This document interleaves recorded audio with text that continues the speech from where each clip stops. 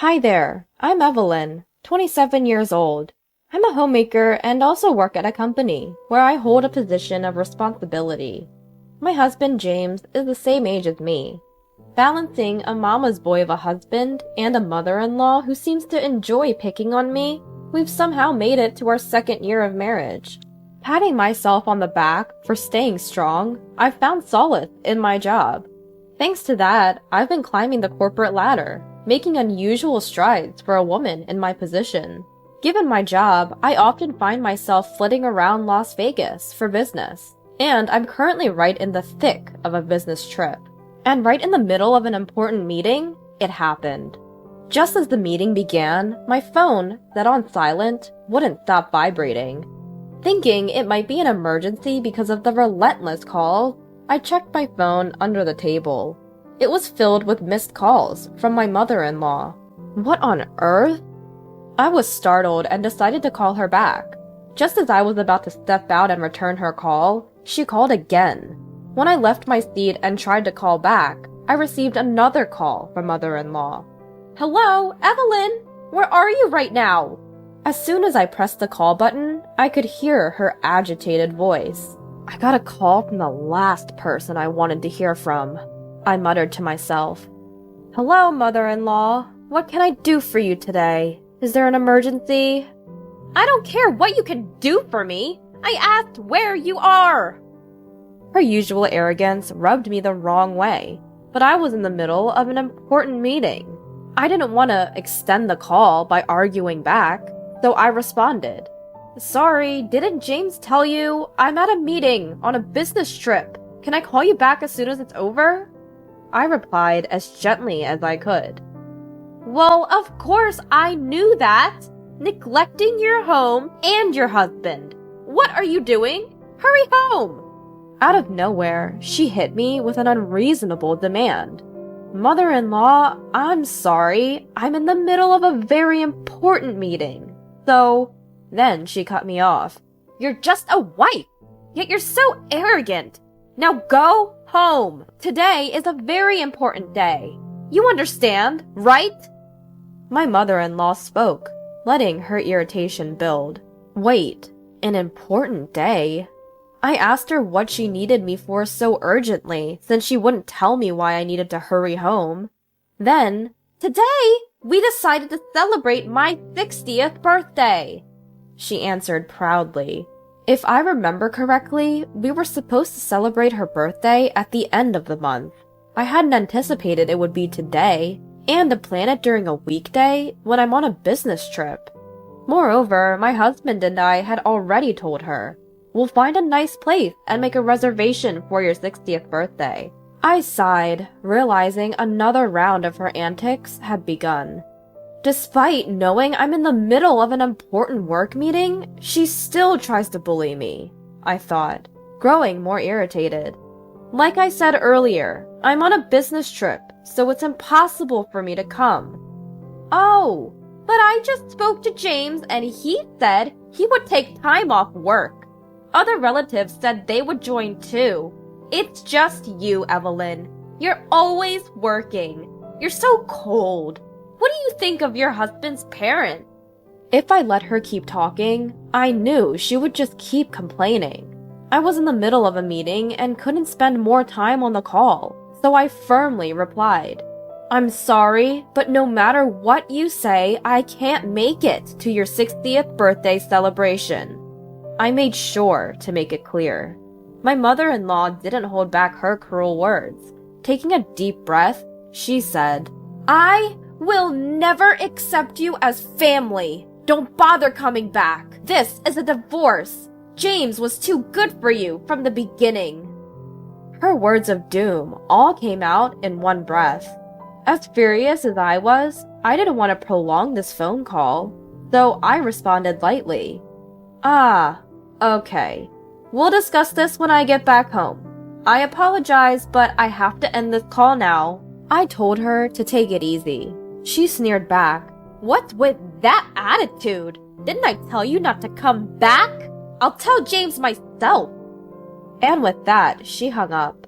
Exhausted from dealing with her, I heaved a sigh and returned to my meeting. 2 days later, after several meetings, I was finally on my way home. My mind was filled with anger and resentment towards my mother-in-law. I couldn't even remember how I got home. "I'm home!" I called as I opened the front door, and a weary, "Welcome home," came from my husband. I went straight to the living room, where there was a mountain of cardboard boxes. My husband was there, sweaty, taping up the boxes. When I asked him what it was, he told me they were all my belongings. It turned out that on the day my mother-in-law had called, she had indeed carried out her 60th birthday celebration. She made a scene in front of all our uncles and aunts about how I, her daughter-in-law, had disrespected her birthday celebration and was rude to her over the phone. She added more to the story, and then even announced that such a cold wife was not suitable for her son, and that she was arranging for a divorce and sending me back to my parents' house. I asked my husband, "So, did you agree to the divorce when she told you to?" He fumbled for words. "Well, not exactly, but she told me to pack up your stuff, so I had no choice, right?" I stopped putting packing tape on the cardboard box and answered in a flustered manner. "So, you didn't object to her? You're okay with this?" He admitted that his father had also told him to comply with his mother's demand because it would be trouble for him as well if she got upset. So what does it mean to accept a divorce gracefully? This parent and child, a mother's son, a father who was in control of his mother. It seems that there is no one who thinks to be on his wife's side. While I was speechless, he said, "Mom's word is law. We just need to wait until she calms down. It's fake. This divorce is fake. I'll come to get you once things have settled down." James pleaded with a desperate look in his eyes. I wished he would have used that cunning against his mother. I want mother-in-law to use that wisdom. Just how scared of his mom does he have to be this submissive? I thought to myself, this is hopeless. I began to regret marrying this man. But then, I thought, this could be a good opportunity. If I stayed with him, I would probably continue to be bullied by my mother-in-law and threatened with divorce. Maybe it's better to take this chance and leave, without a fuss. And I make enough to support James by myself, you know. Even if I live alone, I won't lack anything. Just like that, I felt my mood lighten. I told James, "Okay, let's do it." After telling him, I called mother-in-law. Before the third ring could finish, mother-in-law answered with the, "Hello? I'm moving out, just as you wished." I calmly relayed the message.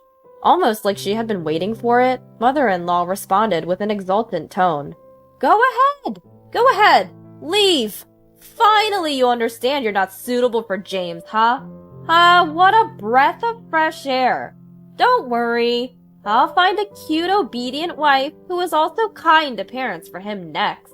There'll be plenty of women vying for James. And until he finds his next wife, I'll take care of everything for my son. So don't worry about that either. She threw every possible jab she could, thinking this would be the last chance. To this, I said, "Well, mother-in-law, don't regret this." I casually added a little warning. In her high spirit, mother-in-law retorted, "Is this sour grapes, perhaps? Don't worry about me. Oh, and remember, I've gotten the divorce papers from the court and given them to James. Don't forget to sign them on your way out." Without even saying goodbye, she ended the call. James, who had been watching the whole conversation, seemed relieved. No, this is not the time to feel relieved. By the way, do you think mother-in-law knows that you're a stay-at-home dad? There's no way I could tell her that. The idea that I'm an elite is what gives mom a reason to live. James responded, flustered. I see. Come to think of it, there might be too many instances that hint at this. Despite being dressed in worn-out sweatpants at home, he intentionally changes into a suit when meeting mother-in-law. He also pretends to be out during the daytime just for mother-in-law, as if he's going to work.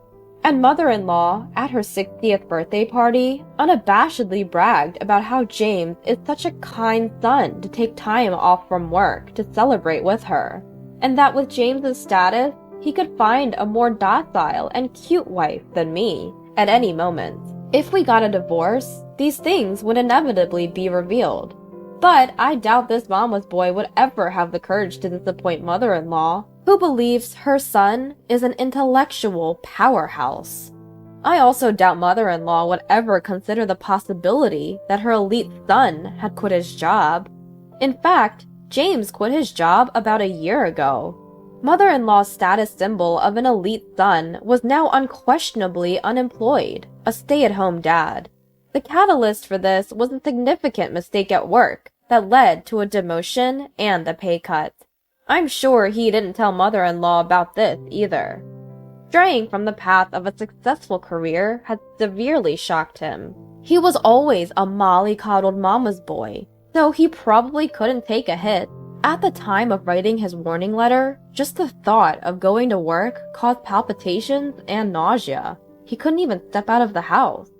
At first, James would call in sick or apply for paid leave, but eventually he stopped even doing that. His unexcused absences piled up, and he ended up quitting his job. Now it seems like he has no intention of finding a new job and relies on me for support. He's too afraid to tell his mother about this situation because he's worried she'll get angry. I must say, it's a little disappointing that I won't get to see her reaction when she finds out what's been happening. I imagine she'll be absolutely shocked, but that's none of my business anymore. After James handed me the divorce papers, saying, "Remember, this is just a ruse to fool my mom," I promptly filed them in court. I quickly signed a lease for a new apartment and moved out. About a month later, I received a call from James's mom, who I thought I had cut ties with. I sarcastically asked her, "What could you possibly need from me now? Aren't you relieved to be rid of me?" She retorted, "Just the same as always, huh? Just listen to me," and started speaking in her usual condescending tone. The topic? James. After our divorce, his mom had been helping him out with his housework. Every time she went over, James would just be lounging around at home, showing no signs of heading to work. She asked me if I had any idea why he might be acting this way. I had to hold back a laugh as I nonchalantly responded, "Oh, is that so? Well, of course that's the case. That's right, James has no intention of working." Forgetting the way she had treated me, she suddenly pleaded, "Evelyn, could you please do something about this?" Why should I? He's nothing to me now. She had treated me poorly and now only wanted to use me when it was convenient for her. How selfish. She then tried to blame me, suggesting, "Did you say something to hurt James when you left?" Just how far does she intend to villainize me? Can't she see that the problems lie with her and her son? The one who got hurt was me. Oh, really? Didn't you marry James because you could live a luxurious life? What exactly got hurt when you divorced? She thought I had married James for his money? I wish she would stop making such absurd accusations. What? Are you kidding me? During our marriage, I was the one supporting James. I was even helping you out financially. If anything, my lifestyle became less luxurious because of James. I didn't really care before, but should I start demanding compensation? She couldn't believe what I had just said, and rudely responded, "How dare you make up such a lie? Did you just forget to demand your compensation? James has always been earning more, and has a higher position than you. Stop making these ridiculous claims. If you're unhappy and want money, James can pay as much as you want. He is an elite worker at a top-notch company, after all." She came back at me with baseless excuses. Could it be that James still hasn't told her? As much as I dislike the idea of revealing something he's chosen to hide, this might be my chance to see her reaction when she learns about the situation. Thinking it's about time she gets a taste of her own medicine, I told her, "Your beloved son's job is a stay-at-home dad. He quit his job a long time ago." What? You must be joking. As expected, my mother-in-law refused to accept my words. She yelled so loud, I thought my eardrums might burst. I distanced my phone slightly from my ear and suggested, "Why don't you check with his company? It'll clear up whether I'm lying or not." She fell silent for a moment. But, what if that's true? How are we supposed to survive from now on? Our pension aren't enough to take care of my son. Who would want to marry an unemployed son? What are we going to do? Her tone dropped significantly. It seemed like my words had hit home. I felt a smug smile creeping onto my face. Well, what do you suggest? Mother-in-law fell silent once again. I heard some mumbling in the background. Evelyn, can't you come back home? She suddenly asked. Surprised, I replied, "No, we're already divorced. There's no chance I'm coming back. Whatever happened?" Then I heard a voice in the background, sounding disturbed. "Didn't you say you'd come get her when things calmed down?" It appeared to be my ex-husband, James. "That's right! Why don't you remarry our son?" Mother-in-law suggested. What? No way! Stop joking around! Think about it! Seriously! I made sure during our last phone call that I wouldn't regret it. I'm definitely not getting involved with my mother-bound ex-husband and my atrocious mother-in-law ever again. I did exactly what you told me to, mother-in-law. Could you not change your story on me now? But Evelyn, you're not the type to take words at face value. You've always calmly countered anything I've said, haven't you? I didn't think you'd actually go through with the divorce. It seems like mother-in-law didn't expect me to reject her this firmly. Sure, I was just tolerating it. Also, remember when you packed my stuff and kicked me out? I recalled every single thing they did to me and unleashed my anger. Well, that was just a prank. Yeah, just a prank. Despite her desperate attempts to justify herself, I retorted, "A prank, huh? I think that's even worse, don't you?" I was taken aback and realized there was no point in continuing this conversation.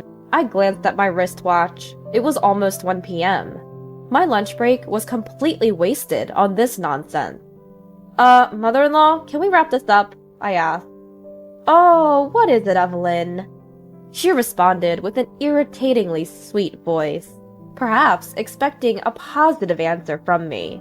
Thinking I won't entertain her expectations, I said, "I need to hang up now. I've got a meeting coming up and I need to review some documents." Despite moving my phone away from my ear. Wait! Evelyn, please wait! Say something! I could hear mother-in-law's desperate scream. Then I heard, "James! This happened because you didn't handle things properly!" She was berating James. Seems like everything that doesn't go according to mother-in-law's plan is always someone else's fault. I was getting sick just listening to her. So, without hesitation, I tapped the end call button and blocked all incoming calls from mother-in-law. So, what happened next? Well, I received a message from James. He said, "I want to come back." He was persistent, and it seemed like a good opportunity. So, I asked my lawyer to claim divorce compensation. That mother-in-law and father-in-law, it seems they were weak when confronted by a lawyer. They quickly made a lump sum payment. The money appears to have been fronted by the mother-in-law and father-in-law. Perhaps this situation caused a change in mother-in-law and father-in-law's attitude. James now constantly gets nagged by them to get a job. It seems like he's getting fed up with it. Where did that once successful man go? Apparently, he can't afford his apartment rent anymore and moved back to his parents' house. Blaming his divorce on the mother-in-law and father-in-law, he's now eating into their pension and savings for their old age, like father like son, as they say. They both keep blaming each other for their sins, without reflecting on their own actions. By the way, he mentioned that he's going to apply for public assistance soon. They won't be able to have their way with the government, so I hope they try to correct their character while they still can. As for me, A presentation I made on a business trip was recognized, and a contract with a major new client was established. My position and income have both increased. I live a rich single life, without being bullied by my awful mother-in-law, and without my family demanding money from me. If there is a chance to remarry in the future, I plan to thoroughly check for mommy issues and the mother-in-law situation. Take care of yourself. My mother-in-law loved saying that to me all the time. But now, she wanted to be taken care of because she got hurt in a car accident she caused. I'm her eldest son's wife, so she expected I would take care of her. Even though, until now, she's always harassed me, told me to take care of myself. Even if she needed help. The fact she's forcing it on me, because I'm her eldest son's wife. I was reaching the limit of my patience. The anger inside of me exploded, and my true feelings for my mother-in-law came out like a raging torrent. My name is Chloe. I'm in my 30s and work as a pediatric care nurse in my city's general hospital. When I was in my 20s, I worked full-time and did my graveyard shift. But since I gave birth to my son Paul, I decreased my number of shifts a bit. But working as a nurse, you rarely get to end work exactly at 5 p.m. If an emergency case came in, I would have to work overtime. Even if I had a night shift, I probably wouldn't be able to leave work exactly on time the next morning. But I was proud of my job and put my all into it. I began living with my in-laws after I married my husband, Francis. We built our new home on the same spot that my in-laws' house used to be, so they naturally began living with us. I wasn't against this at first, but my mother-in-law gradually began revealing her true nature, and it became very uncomfortable for me to be at home. My father-in-law was a man of a few words, so I never knew what he was thinking, and we never argued. But my talkative mother-in-law would always insult me the moment she sees me. Why aren't you doing anything when you are the wife? Do you really think it's okay to keep forcing your husband and in-laws to do things for you? As she said that, she began to pick up toys scattered around my son's room. I knew that my son would make a mess again as soon as he saw his room was clean. So I always waited until he was asleep to start cleaning. Even though my mother-in-law also knew that very well, she would complain that I do nothing and pick up Paul's toys while groaning. I never asked her to do that. And I would clean when Paul went to sleep anyway. If I was stuck at work late and couldn't clean, Francis would do it for me, trying to make me seem like a bad person just because of this. Of course, I was annoyed with my mother-in-law. It was my husband who proposed we live together like this. Though I was busy in the hospital working as a nurse, Francis worked remotely and was nearly always at home. He wasn't very busy most of the time, so he would do a lot of housework himself. Most people would consider him a wonderful husband because he did that. But of course, my mother-in-law didn't feel that way. A woman is supposed to do her housework. Especially since you married into our family. You should do everything. And yet, you use my precious son this way. My mother-in-law didn't realize I was ignoring her, or maybe she just didn't care. Not that my mother-in-law ever did anything around the house. She would laze around her room all day and leave the dishes she used unwashed, so that I would have to wash them when I get home from work. And if I use the dishwasher, the plates will chip. Wash them by hand. She would complain about even the smallest of things. I tried to tell her, please wash her dishes herself in that case. Since we are letting you use this land, you should do at least this for us. Your role here is to take care of our family. Take care of this yourself. My mother-in-law said things that didn't make sense again. So I let our conversation come to an end. Annoyed, I decided I will avoid talking to my mother-in-law. A few days passed. Francis was the one who usually took Paul to daycare. But since I had the day off work, I decided I would drop off Paul at daycare today. I don't know about other places, but at the daycare we go to, even if a parent has a day off on a weekdays, they are more than welcome to leave their kids at the daycare. All the parents knew and took advantage of that. But as I was heading out of the house with Paul, "Oh, you have the day off, but you are taking Paul to daycare? If you have a day off, you should also give Paul a day off." She began whining to me. Paul was 3 years old and just getting to a stage where he began throwing tantrums. If he was at home, he wanted to go out. And if he was out, he wanted you to carry him piggyback. If he was hungry, he would get very restless.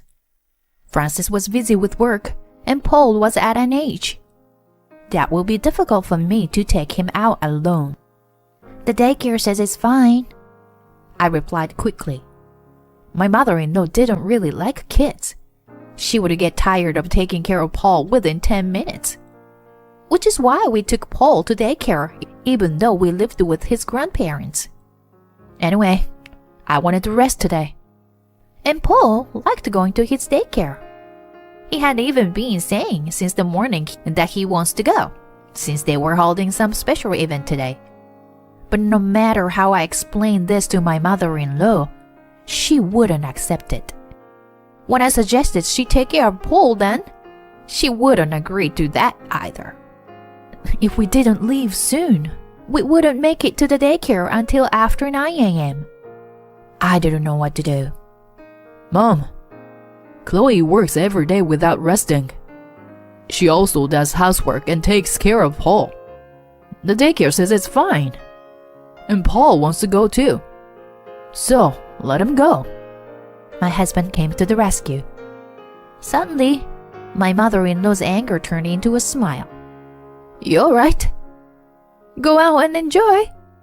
She sent us off so cheerfully, it almost felt gross. Francis was her only son, so she really loved him. She would easily accept just about anything he told her. So he held a lot of power around the house. I thanked him, and Francis gave me a thumbs up and a carefree smile. After all that hassle, I finally sent Paul off to daycare. When I got home, Francis' car was gone. I usually drove a van I had bought myself, and my husband drove an old compact car. Seeing that his car was gone, I had assumed that Francis has gone out somewhere. But when I entered the house, he was sitting in the living room as usual. When I told him his car was gone, he rushed outside in a panic and was shocked to see the driveway empty. His father was in his room watching TV. So since the car keys were gone, his mother must have gone somewhere. Francis covered his face with his hands, and he said his mother was a horrible driver. Just 1 month ago, she had gotten into a fender bender. My mother-in-law said it wasn't her fault, but when we checked the other car's dashcam, we saw that she had been tailgating them in the entire time. She was undeniably a bad driver. Francis and I had to do all we could to apologize to the other driver to avoid getting into even bigger trouble. We hid our car keys from her, but she somehow found them and went out driving again. My mom should still have insurance, as long as she doesn't get into an accident. Francis was mumbling this to himself. But our fears became reality. A few hours after she had left, I suddenly got a call from the hospital. It was a call from a colleague and friend of mine who worked in the emergency room. She told us that my mother-in-law had sustained huge injuries from a car accident and was currently being transferred to the hospital. I told Francis and his father, and we rushed to the hospital in a panic. My mother-in-law was in the operating hall. We were outside waiting for her, nervously, when the police arrived. When we heard what had happened, we all went pale. According to the police, my mother-in-law was irritated that the car in front of her was driving a speed limit, so she was tailgating them. When the driver in front of her stopped at the red light, my mother-in-law slammed into them. Luckily, the driver in front of her was able to skillfully swerve their car so that they avoided any big trouble. But my mother-in-law ended up driving straight into a telephone pole.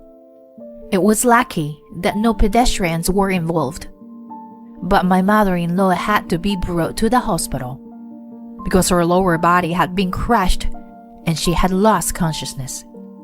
As we continued to speak to the police officer, my father-in-law announced that the surgery had finished. Fortunately, her accident hadn't been life-threatening, but her lower body was very hurt and she had to have a leg amputated. Hearing that she was relatively okay, we all relaxed. After some time passed, we were told that my mother-in-law had woken up from her anesthesia, and my father-in-law rushed to her hospital room. Francis and I were speaking to the police officer about the person whose car my mother-in-law had hit, so we didn't make it to the hospital room until a bit later. When my mother-in-law saw me, Look at this. This is the worst. I can't walk on my own anymore. You're my eldest son's wife, and you are useless around the house. So from now on, you better take responsibility and take care of me. She screamed at me. My father-in-law gave his wife a stern look, and Francis opened his mouth as if he wanted to say something. I had reached my limit. Until now, I'd been able to deal with her selfishness and accept the mean things she said to me. And in order to save her the trouble this time, I even spoke to the police for her, even though she only thought about herself and just caused everyone around her trouble.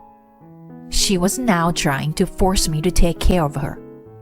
I lost my patience. Shut up. Take care of yourself. That's what you always tell me, right? The anger inside of me exploded, and my true feelings for my mother-in-law came out like a raging torrent.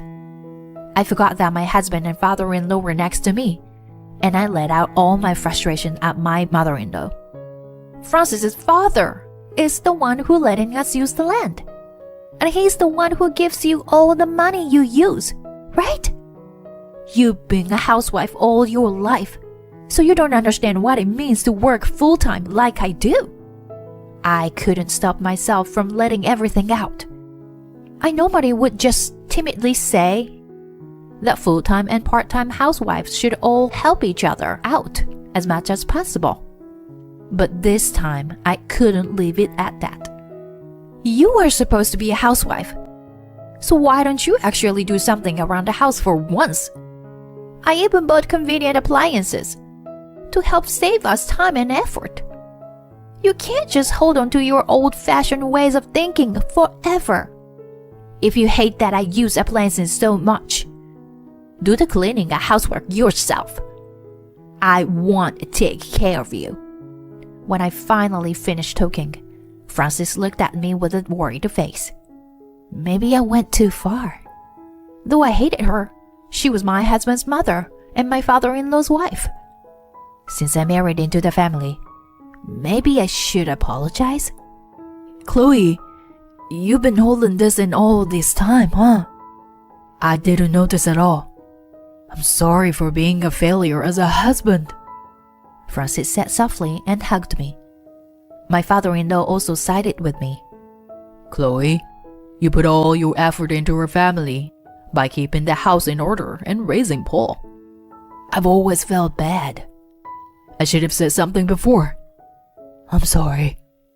He looked very apologetic. My mother-in-law was stunned to see that both her son and her husband were on my side. Wait, what are you saying? Why are you making it sound like I'm the bad person here? She began to make a fuss. but my father-in-law looked at her calmly. This all happened because you stole the car keys they had hid from you, driving without permission, and getting into this accident. It's all your fault. You need to accept that you were to blame here. Being told off by her husband, my mother-in-law slouched over. No matter what she tries to say, she's just getting what she deserves. She should be grateful she lost her legs and not her life. Ultimately, no one came to visit her again, and she was lonely in the hospital until she was finally discharged. The day she was finally discharged from the hospital, she seemed very happy. After my mother-in-law had fully regained her consciousness, she was moved from the ICU into a regular ward. I heard from my friends who worked in that ward that she would attack the nurses there every day. I apologized to them countless times. At one point, I stopped hearing about her, and I wondered what had happened. Did you hear? A young patient in the same room as your mother-in-law told her off. The patient told your mother-in-law that she's too old to be treating the nurses like that. One of my colleagues told me in a bemused voice. Since that colleague knew about my mother-in-law had bullied me, she felt very satisfied after that other patient told my mother-in-law off. Now that my mother-in-law had quieted down, I could breathe a sigh of relief. My mother-in-law said the hospital was stifling, so she must have thought that being discharged meant she could be free again. But our punishment had just begun. Can you take a look at this? I handed my mother-in-law a pamphlet for an elderly care home. She immediately understood that we were planning to send her there. Why do I have to go there? Taking care of me is your job, she repeated again. Doesn't she understand what we all think about her by now?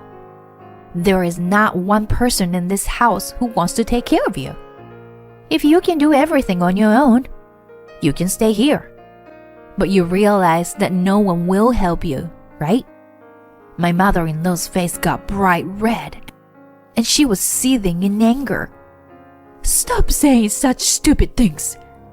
There's no way you can neglect me like this. She continued to bark at us like this, but no one wanted to take care of her. She wouldn't listen to any of my explanations. So Francis eventually had to force her to understand the harsh truth. Mom, you realize that getting discharged from the hospital didn't mean that everything was over, right? We haven't been able to sort out anything related to your accident. Can you take responsibility for totaling my car? By telling you to do everything yourself, we mean taking responsibility for your car accident as well. Being told this, my mother-in-law was silent. The driver of the other car recovered from all of their injuries within a month. Their passenger had just suffered from some minor scratches and bruises. My husband's car had been completely wrecked. Our insurance covered the damage of the other person's car, but not to my husband's. Since this wasn't the first time she had caused an accident, it was clear that my mother-in-law would also be punished by the law. Her driver's license would definitely get taken away, and she would probably have to pay around $4,000 in fines. And considering the compensation she would have to pay the other driver, she would have a lot of money to pay. If you have enough money to pay all your fines, buy Francis a new car and hire yourself a helper. Go ahead and do it. My mother-in-law had nothing more to say, so she finally gave up. She probably didn't think this would become such a big deal. We signed her up for the care home. We used her life insurance to cover the fines. She had to pay the care home cost. Since she had lost one of her legs, she was able to receive disability from the government, which helped a lot. Her driver's license was taken away, and since she was living in the care home, She would likely never have access to a car again. But it seemed her life in the care home isn't all that great. Since she has a bad personality, she hadn't been able to make any friends. She continuously insults all the other residents and attacks the caretakers, so everyone hates her. We rarely ever visit her though, so we don't bother ourselves with that. She has no one by her side and lives a lonely life. A huge took place in her home since my mother-in-law moved out. First, with my father-in-law. Fishing is dirty and just a waste of money. My mother-in-law was against my father-in-law's hobby. But now that she was gone, he could finally enjoy fishing again. He would leave the house early or sometimes disappear late at night. He's been catching all kinds of fish recently and letting us taste all of them. Some of his friends are professional fishermen, so he even gets enjoy riding on their fishing boats with them. He used to just stay in his room all day, but now he's energetic and living his life the way he wants to. With the stress of my mother-in-law gone, I got pregnant with Francis and I's second child within 3 months.